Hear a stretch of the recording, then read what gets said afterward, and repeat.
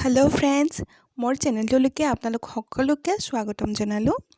আজি মই আপোনালোকৰ সৈতে এটি হেলদি কচুৰি ৰেচিপি শেয়াৰ কৰিবলৈ লৈছো। হেলদি এই কাৰণে কম যে এটো মই আটাৰে বনাইছো। আপোনালোকে ইচ্ছা কৰিলে ময়দাও ইউজ কৰিব পাৰে। গতিকে আটাৰে বনোৱা এটা হেলদি কচুৰি ৰেচিপি মই বনাবলৈ গৈ আছো। ভিডিওটো শেষলৈকে চাব, লাইক, কমেন্ট আৰু সাবস্ক্ৰাইব কৰি দিব। বলক কিন্তু আগবাঢ়ো। এই কচুৰি ৰেচিপিটো মই মটৰে বনাম আৰু ইয়াতে মই ধনিয়া লৈছো, জলকীয়া লৈছো। এতিয়া মই মিক্সিং গ্ৰাইণ্ডাৰ এটা লৈছো। তাত মই মটৰখিনি লৈ লম। ধনিয়া আৰু জলকীয়া কিটো একেলগে মই পেষ্ট কৰি লম। এয়া মই গোটা জিৰা অকণমান দি দিলো, 1 চামুচ হ'ব। আৰু গোটা ধনিয়াও মই একেলগে দি দিলো। এতিয়া মই ধুনিয়াকৈ এইখিনি পেষ্ট কৰি লম। এয়া ধুনিয়াকৈ পেষ্ট কৰি ললো। এতিয়া কেৰাহী এখন লৈছো মই, কেৰাহীখন গৰম হৈছে, তেল দি লৈছো।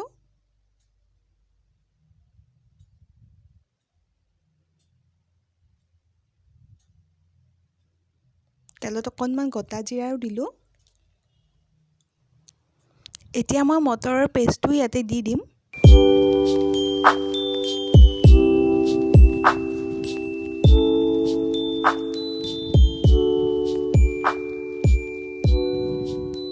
লৰাই দিম।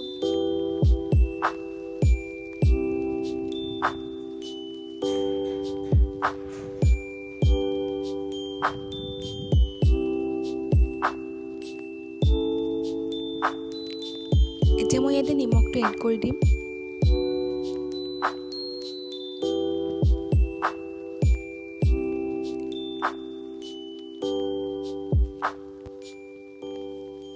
অলপ হালধি গুড়িও দিলো। এতিয়া ভালদৰে মিক্স কৰি লম।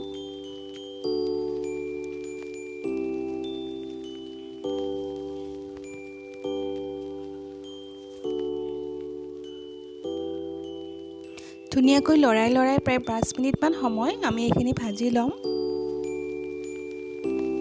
গেছটো ফুল বা মিডিয়াম ফ্লেমত ৰাখিলে হ'ল।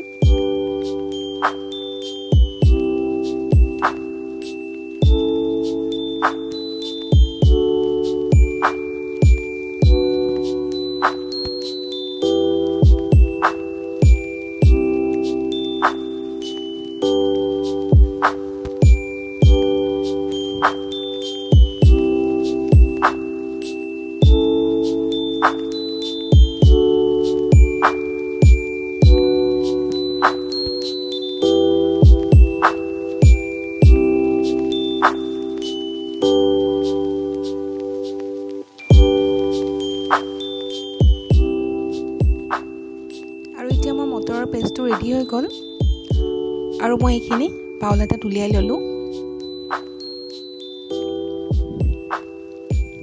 আৰু এতিয়া মই কচুৰি বনাবৰ বাবে আটাখিনি মাৰি ল'ব লাগিব। ইয়াতে মই আটা লৈছো।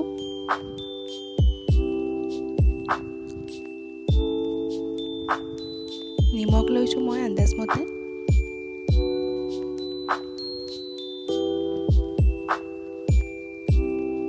আৰু ইয়াতে মই আজৱাইন গুটি কেইটামানো লৈছো। এটা মিক্স কৰি লম।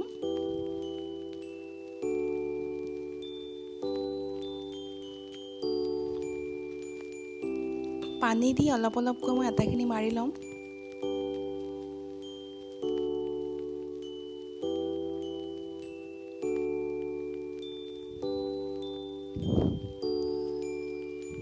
এতিয়া মই হাতেৰে ধুনীয়াকৈ আটাখিনি মাৰি লম। এই আটা মাৰা হৈ গ'ল। আৰু এতিয়া মই অলপ সময়ৰ কাৰণে আটাখিনি এনেকৈ ঢাকনি মাৰি থৈ দিম।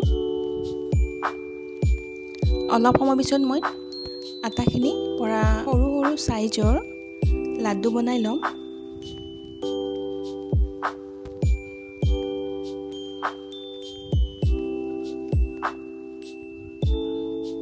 ডাঙৰ কৰিও বনাব পাৰে আপোনালোকে। সেইটো আপোনালোকৰ ওপৰত ডিপেন্ড কৰিব কেনেকুৱা বনালে ভাল পাব।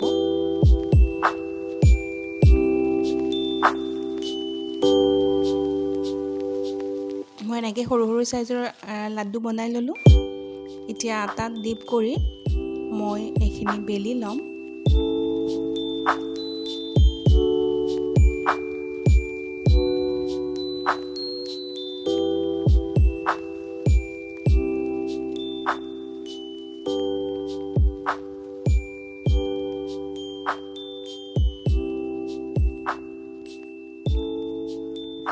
এনেদৰে প্ৰথমতে সৰু সৰু চাইজত লুচি আকাৰত মই বেলি ল'ম।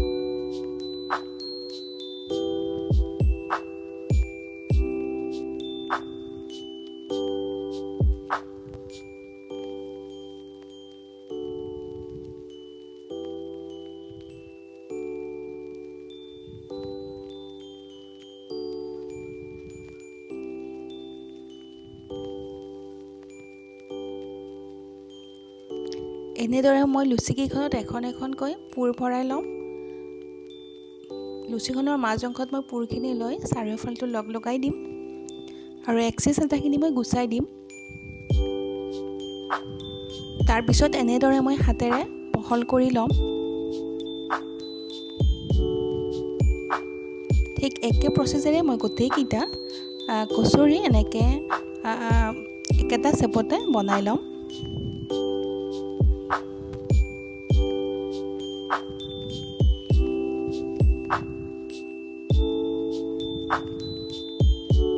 পুৰখিনি পৰাৰ পিছতো আপোনালোকে বেলি দিব পাৰে অকণমান। মই কিন্তু দিয়া নাই বেলি, মই হাতেৰে এনেকৈ অলপ বহল চাইজ কৰি দিলোঁ।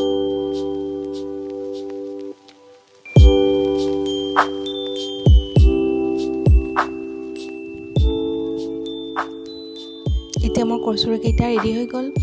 ভাজিবলৈ মই কেৰাহীত তেল গৰম হ'বলৈ দিলোঁ। তেল গৰম হৈছে, মই কচুৰি এটা এটাকৈ ভাজি ল'ম।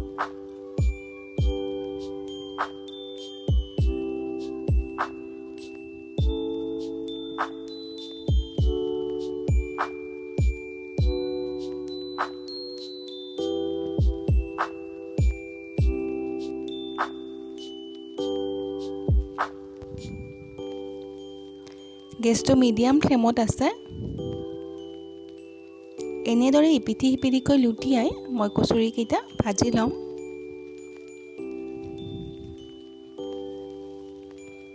এইটো প্ৰায় ৰেডি হৈছে।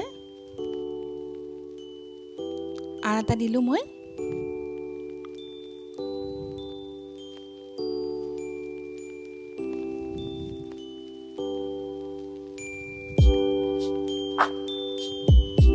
এইটোও হৈ গ'ল।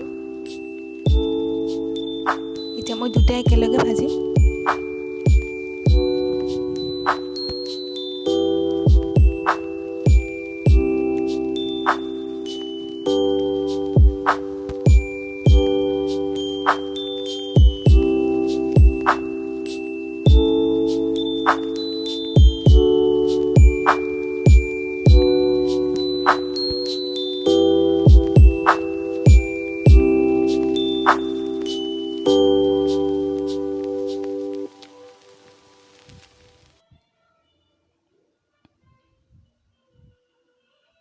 এতিয়া মোৰ গোটেইকেইটা কচুৰি ফ্ৰাই কৰা হৈ গ'ল।